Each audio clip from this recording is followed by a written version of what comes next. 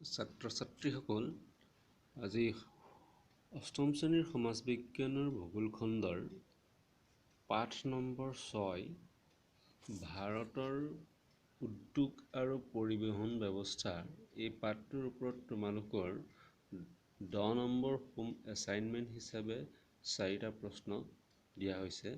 প্ৰথম প্ৰশ্নটো হৈছে ভাৰতবৰ্ষৰ প্ৰধান খনিজ বলয়সমূহ কি কি?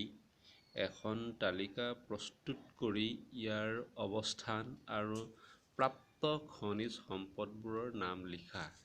এই প্ৰশ্নটোৰ উত্তৰ পাবলৈ হ'লে তোমালোকে 46 পৃষ্ঠাত থকা পাঠটোৰ এই তালিকাখিনি তোমালোকে সুন্দৰভাৱে উত্তৰ বহীত লিখিব পাৰা। ইয়াতে সুন্দৰভাৱে দিয়া আছে খনিজ বলয়, অৱস্থান আৰু প্ৰাপ্ত খনিজ সম্পদসমূহ।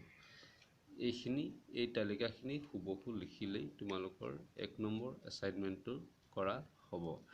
2 নম্বৰ এছাইনমেণ্ট হিচাপে তোমালোকক দিয়া হৈছে ভাৰতৰ 5টা প্ৰধান লৌ-তীখা উদ্যোগ আৰু 5টা কপাহী বয়ন উদ্যোগৰ নাম লিখা।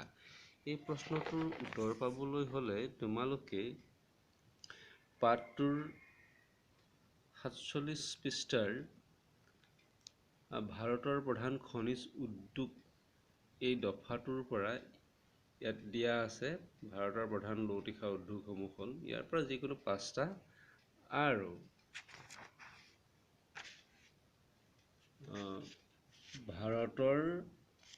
ভাৰতৰ কপাহী বয়ন উদ্যোগ থকা মুখ্য কেন্দ্ৰসমূহ ইয়াৰ পৰা 5টাৰ নাম লিখিলেই তোমালোকৰ উত্তৰ কৰা হ'ব। ইয়াত দিয়া আছে আহমেদাবাদ, ভিৱাণ্ডি, শোলাপুৰ, কোলহাপুৰ, নাগপুৰ, ইন্দোৰ আৰু উজ্জয়িনী। ইয়াৰ পৰা মাত্ৰ তোমালোকে 5টা লিখিলে হ'ব।